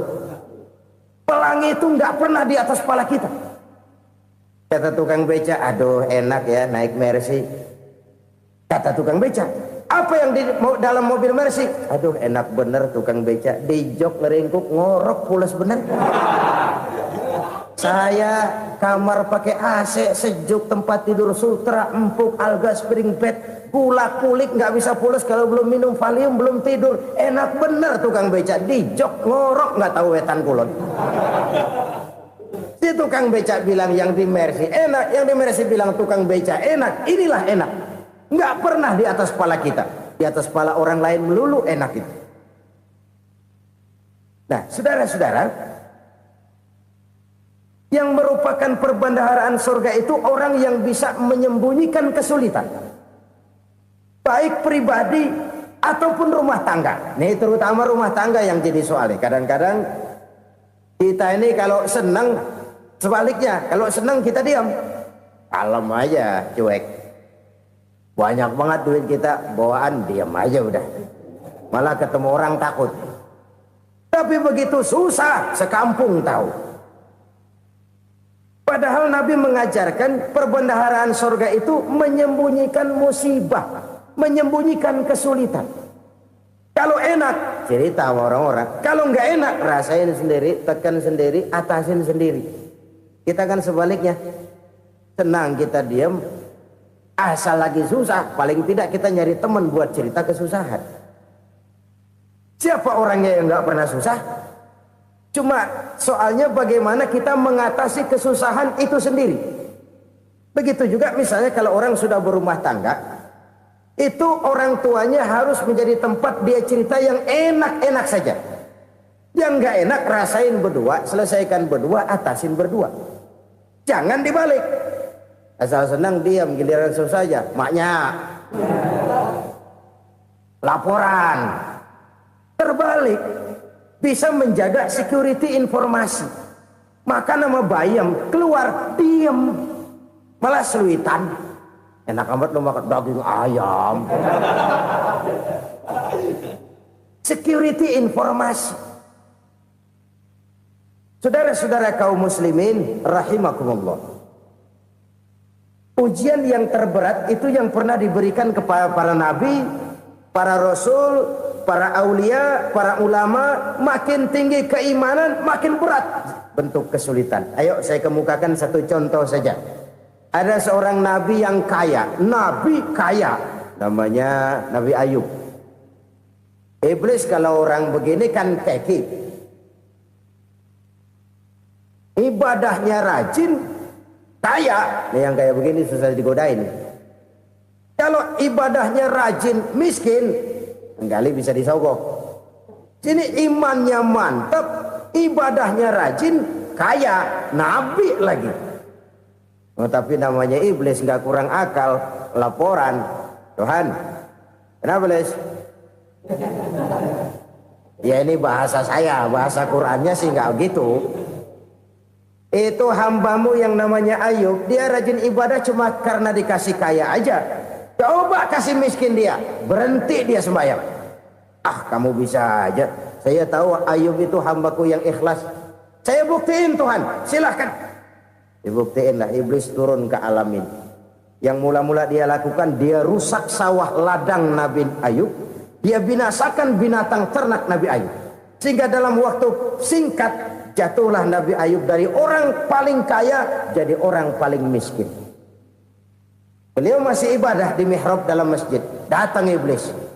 Saudara Ayub, ya. Lagi ngapain? Ibadah. Nyembah Allah, nyembah Allah. Oh, percuma. Kenapa? Tuhan yang ente sembah nih, dia udah bikin miskin ente. Sawah ladang ente hancur lebur, binatang ternak binasa. Sekarang ente jadi orang paling miskin. Ngapain nyembah Tuhan kayak begitu? Tekor. Udah berhenti dah ibadah, berhenti ibadah. Ini iblis sama Tuhan laporannya lain, yang dikerjakan kepada Nabi Ayub juga lain. Benar begitu iblis kata Nabi Ayub? Iya, sawah ladang saya habis, buras. Binatang ternak saya binasa, binasa. Saya miskin, bangpak. Apa jawab Nabi Ayub? Bukan innalillahi, ya ini hebat. Alhamdulillahillazi a'tani wa akhza minni. Segala puji bagi Allah yang telah memberikan harta kepada saya dan sekarang mengambilnya lagi. Alhamdulillah. Allah yang ngasih, Allah yang ambil. Itu mah urusan Allah. Iblis cuman ibadah jalan terus, sujud lagi Nabi Ayub. Iblis seleher gondok banget. Dasar nabi nggak mempan dia apa-apain. Miskin malah alhamdulillah. Allah yang ngasih, Allah yang ambil. Jadi kalau kita tidak komit, kita tidak terikat kepada kaya, miskin, senang, susah, apa yang bisa bikin kita susah? Jadikan kekayaan, kemiskinan, jadikan senang, susah sebagai anak buah yang bisa kita atur. Jangan kekayaan ngatur kita, jangan kemiskinan ngatur kita. Kita yang harus mengatur mereka. Senang, susah, kaya, miskin, bahagia, sengsara, jadikan itu anak buah yang bisa kita atur. Kalau sekarang kita kaya, lain saat boleh jadi kita miskin, semiskin-miskinnya. Allah yang ngasih, Allah yang ambil. Tenaga mana yang bisa menghalangi? Ibadah jalan terus. Iblis makin gondok. Dasar nabi loh. Akhirnya apa? Nabi Ayub dikerjain, diberikan penyakit. Demikian sekian fatal penyakitnya. Bayangin, udah miskin sakit. Masya Allah. Miskin sakit. Sakitnya nggak lama, kira-kira 16 tahun. Istrinya 3, 2 mental minta ceraiin. Ngerawatin laki bengek begini. Senang belum tentu, susah udah pasti nih. Cerai aja, cerai dah. Cerai. Tinggal satu Siti Rahmah yang setia menemani beliau. Sesetia-setianya hati perempuan. Satu saat Siti Rahmah bilang, "Bang, iya, abang kan Nabi, Bang. Lalu, namanya Nabi kan doanya jarang meleset, Bang. Maksud kamu minta kenapa sih sama Tuhan biar abang sembuh baik dah, Bang?" Siti Rahmah, "Iya. Saya sakit berapa tahun sih dah? 16 tahun, Bang. Sebelum ini saya sehat berapa tahun? Ya kira-kira 60 tahun, Bang. Nah, coba ente banding-bandingin, Rahmah. Saya dikasih sehat 60 tahun. Dikasih sakit 16 tahun. Sudah nggak sabar mau doa kepada Allah minta sembuh. Saya malu kepada Allah. Diuji dengan yang luar biasa seperti ini, tidak mengganggu stabilitas kehambaannya. Dia tetap menghamba kepada Allah Subhanahu wa ta'ala. Saudara-saudara kaum muslimin rahimakumullah. Kunci menghadapi kesulitan itu apa? Allah jelaskan dalam satu ayat, "Wa basyiris sabirin alladzina iza asabathum musibah qalu inna lillahi wa inna ilaihi raji'un." Gembirakan orang-orang yang sabar. Siapa mereka itu? Yang apabila mendapat musibah mereka kembali kepada keyakinan dasar, segalanya dari Allah dan segalanya akan kembali kepada Allah. Ini konsepsi dasar dari sikap muslim dalam menghadapi berbagai kesulitan. Segalanya dari Allah, segalanya akan kembali kepada Allah. Kalau ini sudah kondisi dasarnya, maka kita akan lapang menghadapi kenyataan bagaimanapun pahitnya. Apakah itu namanya miskin, apakah itu namanya sakit, bahkan maut sekalipun. Segalanya dari Allah, segalanya akan kembali kepada Allah. Ini sikap hidup, bukan sekedar ucapan. Kita kadang-kadang menjadikannya sebagai ucapan. Mulutnya sih nggak berhenti, innalillahi wa inna ilaihi raji'un, tapi nangisnya terus gerung-gerungan. Bukan itu, ini kesadaran moral. Kalau segalanya dari Allah, segalanya kembali kepada Allah, kan sebenarnya cuma nunggu giliran. Hari ini saya nyembayangin dia, entah hari apa saya disembayangin orang. Hari ini saya antar dia ke kubur, entah hari apa orang nganterin saya ke kubur. Hari ini saya tahlilkan dia, entah nanti kapan orang tahlilkan saya. Segalanya dari Allah, segalanya akan kembali juga kepada Allah. Oleh sebab itu saudara-saudara, kesulitan bukan untuk ditakuti. Kesulitan justru untuk diatasi, dicarikan jalan keluarnya. Dan tidak ada orang yang tidak pernah mendapat kesulitan. Tidak ada. Semakin tinggi status sosial, semakin tinggi kualitas keimanan, semakin besar juga tingkat kesulitan. Hanya saja bagaimana cara kita mengatasinya. Dan Al-Quran menyatakan, "Inna ma'al usri yusra." Di balik kesulitan itu pasti ada kemudahan. Roda itu berputar. Karena itu Rasulullah sallallahu alaihi wasallam mengingatkan kepada kita, ta'arraf ilallahi fir raha ya'rifka fisyiddah. Ingatlah kepada Allah di waktu kamu senang, supaya Allah ingat kepada kamu di waktu kamu susah. Kalau waktu senang kita ingat kepada Allah, kita susah, Allah tidak akan meninggalkan kita. Tapi kalau waktu senang kita jauh dari Allah, sujud tidak sempat, dengan masjid jauh, ketika senang kita lupakan Allah. Nanti begitu kita susah, Allah lupakan kita. Dan itu menyakitkan. Oleh karena itu orang-orang tua kita dulu bilang, kalau lagi sehat ingat-ingat lu bakal sakit nanti. Kalau lagi kaya ingat-ingat satu saat kita bakal jatuh miskin. Bahkan kalau lagi muda ingat-ingat kita bakal tua. Dan yang terpenting, kalau lagi hidup ingat-ingat kita bakal mati. Saudara-saudara kaum muslimin rahimakumullah. Jadi yang kedua yang merupakan perbendaharaan surga, menyembunyikan musibah. Saudara-saudara kaum muslimin rahimakumullah. Hal ketiga yang merupakan perbendaharaan surga adalah wasilatur rahim. orang yang suka bersilaturahmi. Sebagaimana yang kita maklum bahwa manusia adalah makhluk yang disebut zon politika, makhluk sosial yang tidak mungkin hidup sendiri-sendiri. Betapa dan siapapun kita memerlukan orang lain. Bodoh betul manusia kalau tinggal di tengah masyarakat tapi tidak mau bermasyarakat, merasa hebat sendiri, pintar sendiri, gagah sendiri, kaya sendiri, mungkin kalau mati juga ngubur sendiri. Jangankan kita di sini, di sorga saja Nabi Adam waktu sendirian bengong melulu, mondar mandir. Allah tegur dam sepidam. Jadi ini kalau bahasa saya, iya Tuhan sepi ini nggak ada coret-corekan pisan ini. Diciptakan Siti Hawa baru anteng Nabi Adam. Itu di sorga. Cobalah. Umpamanya saudara tinggal di Jakarta nih. Kayak bener. Apaan aja di Jakarta punya saudara dah. Jembatan Semanggi ambil. Monas Buntel bawa pulang. Hotel-hotel ambil semua. Cuman tinggal di Jakarta sendirian. Apa enaknya? Betapa dan siapapun kita perlu orang lain. Tidak ada seorang pun yang bisa memenuhi kebutuhan hidupnya secara sendiri-sendiri. Nah, Islam telah menyelamatkan manusia dari ras diskriminasi, mengikat manusia dengan persaudaraan yang berlandaskan kepada akidah. Karena itu dianjurkan bersilaturahmi. Bahkan Nabi menyatakan, "Man arada ayyubsata lahu fi rizqihi wa yunsa'a fi atharihi falyasil rahimah." Siapa yang kepengen diluaskan rezekinya dan dipanjangkan usianya, banyaklah ia bersilaturahmi.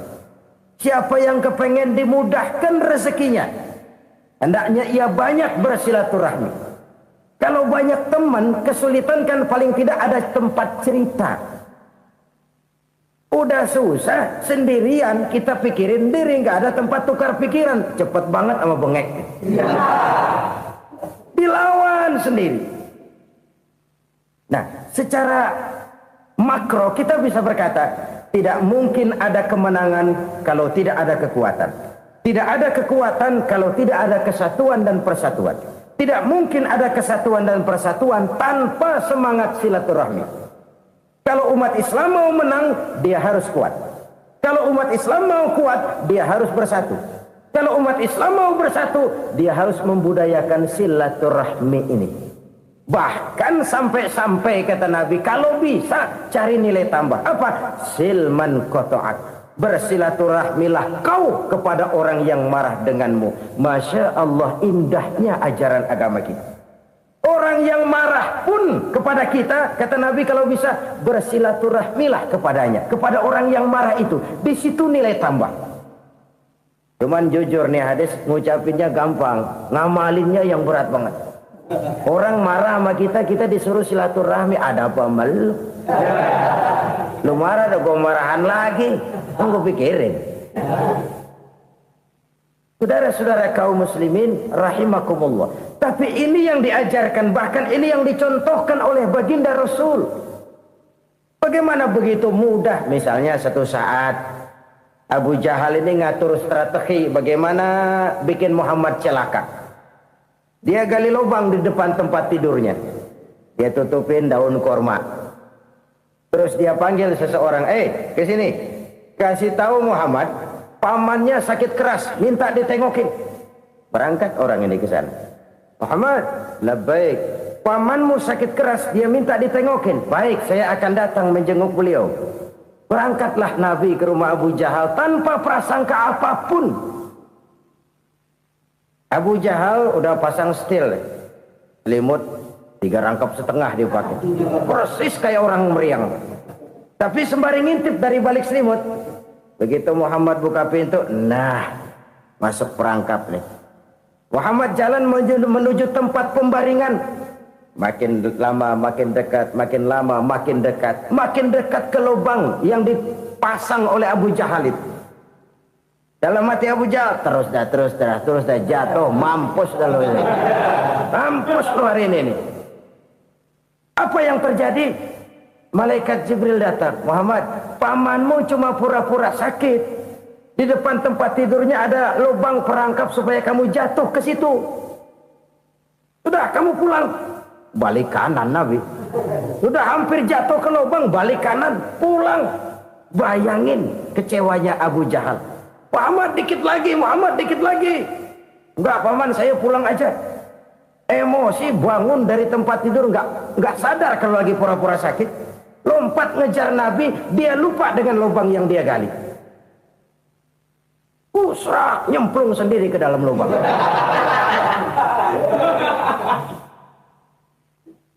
Nabi terus berlalu. Ini terjadi keanehan. Jatuh ke lubang yang dia gali itu sebenarnya nggak terlalu dalam ya, antara 3-4 meteran lah. Tolong saya jatuh ke lubang ini. Datanglah pelayan-pelayannya itu. Angkat saya dari sini. Oh, yang ngulurin tambang. Satu gulung, belum juga nyampe itu tambang. Kurang, beli lagi ke warung. Sambung, ulur lagi, nggak juga bisa sampai. Wah, ini kerjaan Muhammad ini. Tolong, siapa salah seorang kamu ke rumah Muhammad, kasih tahu encangnya kecebur. Minta ditolongin. Sampaikan kepada Rasul. Kenapa? Pamanmu jatuh ke lubang, Muhammad minta tolong diangkatin. Tambang udah nyambung-nyambung nggak nyampe juga. Ya, nanti saya datang, saya tolong. Coba. Nyata-nyata orang berniat jahat mau mencelakakan dia. Datang dia menolong. Ini yang disebut air tuba dibalas air susu ya ini. Bukan sebaliknya. Air tuba dibalas air susu. Paman, kecebur ya? Iya Muhammad, tolong ini. Pegang tangan saya. Nabi ulurkan tangannya. Nyampe. Dipegang oleh Abu Jahal. Diangkat ke atas. Sampai atas. Apa kata Abu Jahal? Sihirmu memang hebat Muhammad. Udah ditolongin dikata sihir. Yang enak kita kemplang kan itu orang begitu. Urusan apa? Tapi inilah akhlak. Kalau bisa kamu bersilaturahmilah dengan orang yang marah kepadamu sekalipun. Orang marah kita tetap baik. So, kalau kita berbuat baik sama orang yang memang baik, rasanya sih biasa-biasa aja. Orang baik kita baik lagi, ya draw aja, belum ada nilai tambah di situ. Baru ada nilai tambah kalau kita bisa berbuat baik kepada orang yang nyakitin kita. Itu namanya kita setingkat di atas dia. Dia sakitin kita, kita berbuat baik sama dia. Dia pelit sama kita, kita baik sama dia. Dia marahin kita, kita deketin dia. Di situ kita punya nilai tambah.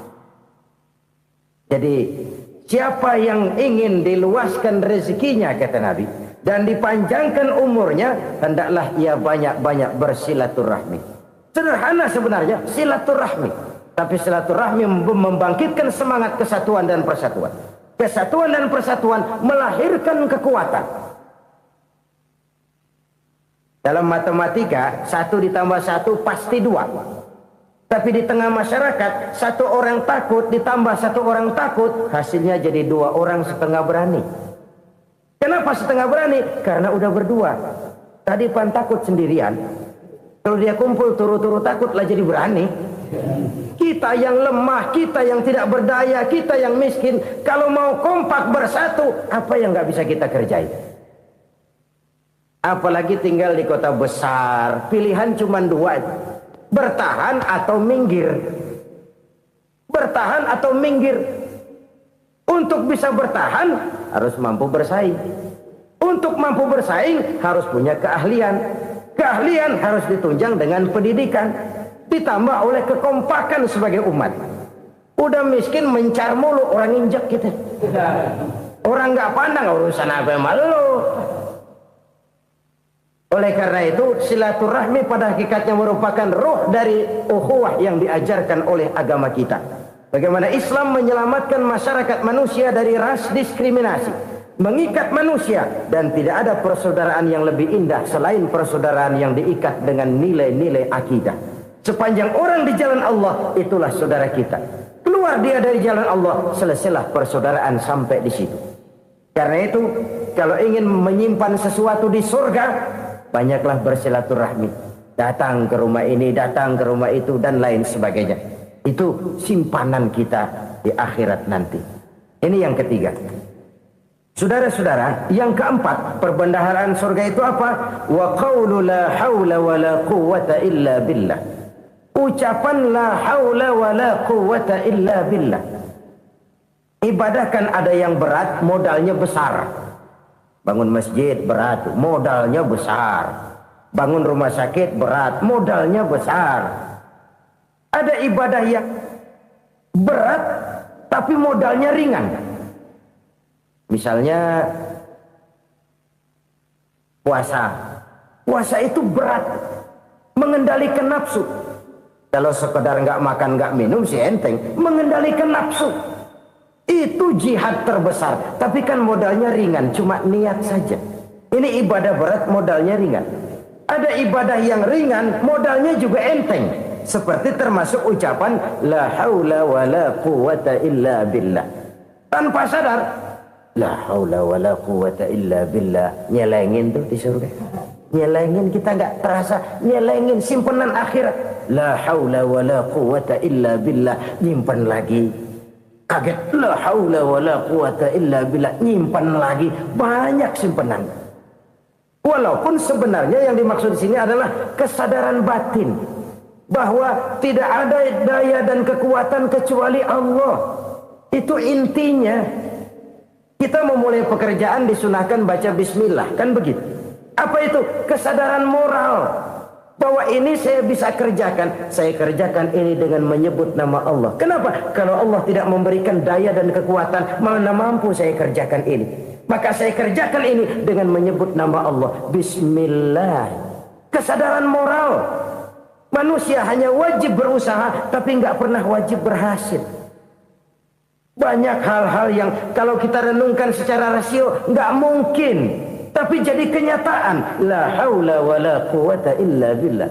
Tidak ada daya dan kekuatan kecuali bagi Allah semata-mata. Kesadaran moral akan kelemahan dan keterbatasan makhluk bernama manusia. Kadang kita kagum dengan otak, tapi kita sering lupa sama yang bikin otak.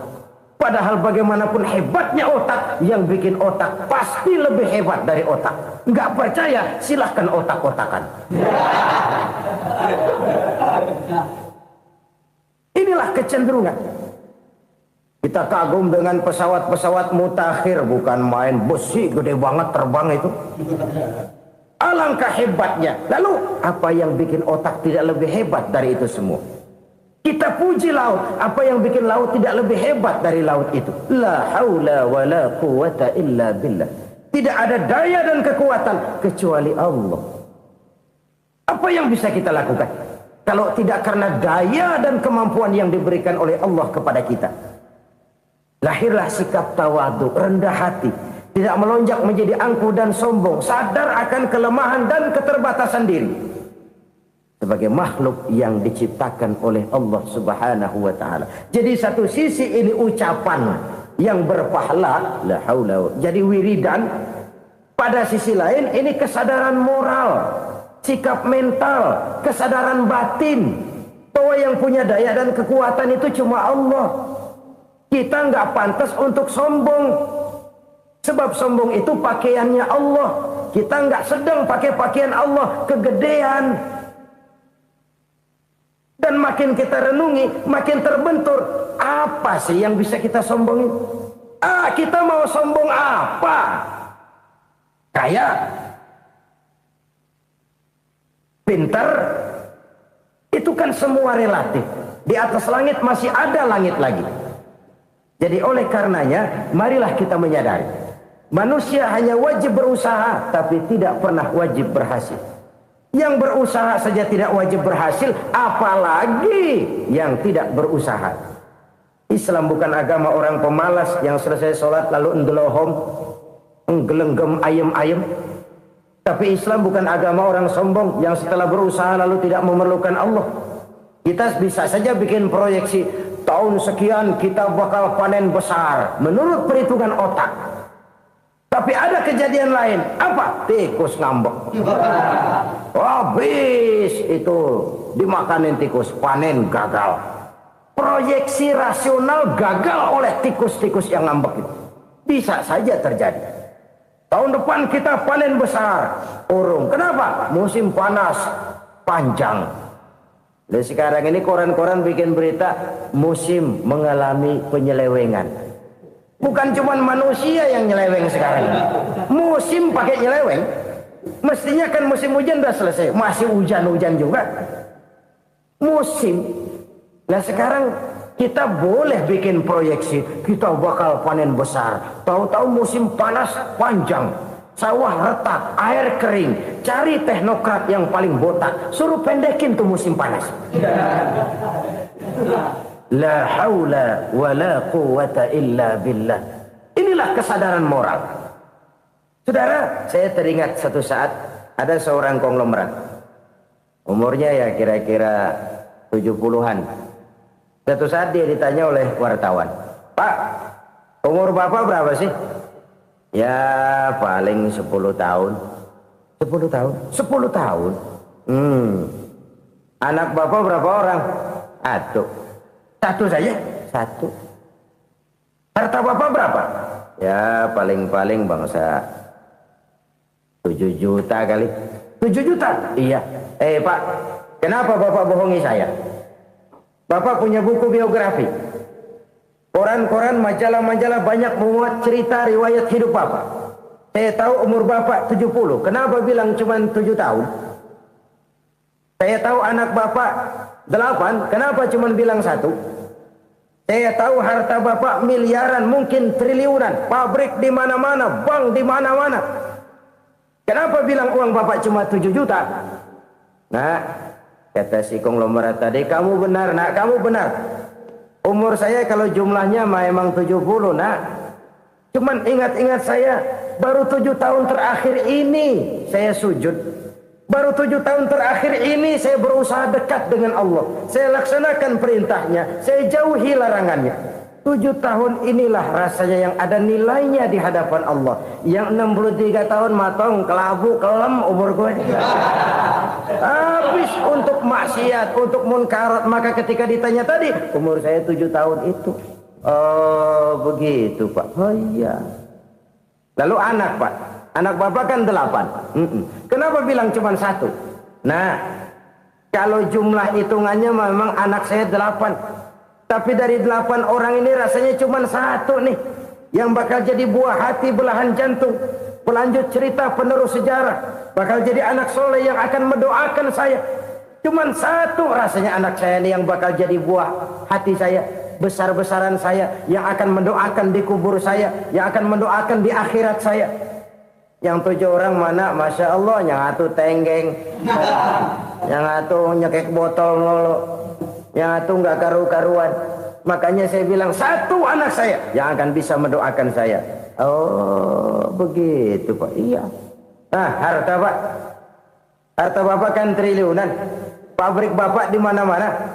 Uang Bapak hampir di tiap bank-bank besar. Kenapa bilang cuma 7 juta? Betul kau nak. Harta saya kalau jumlahnya memang miliaran, triliunan mungkin. Tapi yang saya ingat baru 7 juta tuh yang saya belanjakan di jalan Allah. Saya nyumbang masjid, saya santuni yatim piatu, saya bantu pembangunan pesantren, saya bantu pembangunan rumah sakit Islam. Itu yang akan saya bawa pulang ke akhirat, yang 7 juta itu. Yang triliunan itu nanti akan diperebutkan oleh anak-anak saya sebagai waris saya. Jadi harta saya 7 juta itu yang bakal nemenin saya di akhirat, yang akan saya bawa pulang jadi teman saya. Saudara-saudara kaum muslimin, jangan-jangan orang tua itu adalah kita-kita ini. Jangan-jangan kita-kita ini adalah orang tua itu. Jangan-jangan itu potret dari diri kita masing-masing. Dari sekian umur yang diberikan Allah, berapa tahun yang ada nilainya di hadapan Allah? Dari sekian anak-anak yang merupakan amanah, berapa yang akan mendoakan kita sebagai orang tuanya menjadi anak soleh? Dari sekian banyak harta yang diberikan Allah, berapa yang akan kita bawa pulang menghadapnya nanti, yang kita belanjakan di jalan Allah? Ini sebuah potret kehidupan. Karena itu kita kembali kepada la haula wa la quwata illa billah. Kita wajib berusaha, kita wajib berikhtiar. Selebihnya segala daya dan kekuatan hanya milik Allah saja semata-mata. Satu kesadaran batin dari setiap pribadi muslim. Setelah ia berusaha dan berikhtiar, ia menyerahkannya kepada Allah Subhanahu wa ta'ala. Jadi satu sisi ini merupakan wiridan ucapan yang mengandung pahala. Pada sisi lain ini merupakan sikap batin dari seorang muslim di dalam ia menghadapi realitas kehidupan ini. Saudara-saudara kaum muslimin rahimakumullah. Kalau ini kita jadikan satu basis kehidupan, maka ini akan menyelamatkan manusia dari kemungkinan tergelincir menjadi orang yang lupa diri dan lupa darat. Sebab itu Imamul Ghazali berpesan, jadidis safinah fa innal bahra amiq wa khuziz zad fa inna safara ba'id wa khaffifil hamla fa innal hamla sadid. Perbarui selalu kapalmu karena lautan sangat dalam. Bawa bekal yang banyak karena perjalanan ini sangat jauh. Ringankan beban karena kebanyakan beban akan menyakitkan. Alangkah indah kalimat ini, alangkah dalam makna yang terkandung di sana. Perbarui selalu kapalmu karena lautan sangat dalam. Apa artinya ini? Jaga mentalmu baik-baik. Pelihara imanmu baik-baik karena hidup penuh cobaan seperti lautan. Kita kalau berlayar di lautan kan kadang-kadang tenang, angin bertiup sepoi-sepoi basah. Jika malam datang bintang gemintang bertabur menghias cakrawala, rembulan memantulkan sinarnya dengan indah. Dalam keadaan begitu berlayar enak, tapi lain saat ombak menggunung, halilintar menyambar, angin topan bertiup. Berapa banyak sudah saudara-saudara kita yang tenggelam di lautan dunia tanpa sadar bahwa dia belum sampai kepada pantai yang akan dituju. Berapa banyak sudah saudara-saudara kita yang tenggelam di lautan dunia ini tanpa sempat bangkit lagi. Dia menyangka sudah sampai kepada tujuannya. Hati-hati kapal jangan sampai bocor karena lautan sangat dalam. Iman ini jaga baik-baik karena hidup penuh dengan ujian. Wa khuzizat fa inna safara ba'id. Bawa bekal yang banyak karena perjalanan sangat jauh. Saudara mau ke Bandung, bawa duit. Saudara mau ke Surabaya, banyakan lagi duitnya. Saudara mau ke Mekah, gepokan, iketan tuh duit nggak lembaran lagi. Makin jauh perjalanan, makin banyak bekal yang harus kita bawa. Kalau saudara dari Jakarta mau ke Surabaya, kagak bawa duit berangkat juga, itu sih bukan berani namanya, nekat. Sampai Surabaya belum tentu, sengsara di jalan udah pasti. Kenapa? Nggak bawa bekal berangkat. Sama juga kita nih, misalnya belum sempat sembahyang, mati. Waduh, berani banget orang. Belum punya bekal, mati. Sengsara di jalan. Atau bekal tidak cukup. Dari Jakarta saudara mau ke Surabaya, bawa duit 500 perak. Paling jauh Cikampek nyampenya itu. Paling jauh itu. Antara jauhnya perjalanan dengan bekal yang saudara bawa tidak seimbang. Hidup ini perjalanan panjang. A walking tour. Dimulai dari alam arwah. Sebelum jasad diciptakan, roh diciptakan lebih dulu. Dari situ pindah ke alam rahim. Dari alam rahim pindah ke alam dunia. Dari alam dunia pindah ke alam barzah. Baru menuju akhirat. Satu perjalanan panjang. Kalau bekal tidak bawa, sengsara di jalan. Bawa bekal yang banyak karena perjalanan ini sangat jauh. Wa khaffifil hamla, ringankan beban karena beban itu cuma akan menyulitkan. Kalau bekal itu sih keperluan, tapi beban nggak kita perluin, coba ngeberat-beratin. Apa ini beban? Dosa. Kecurangan, kebatilan, kezoliman, ketidakadilan, kesewenang-wenangan.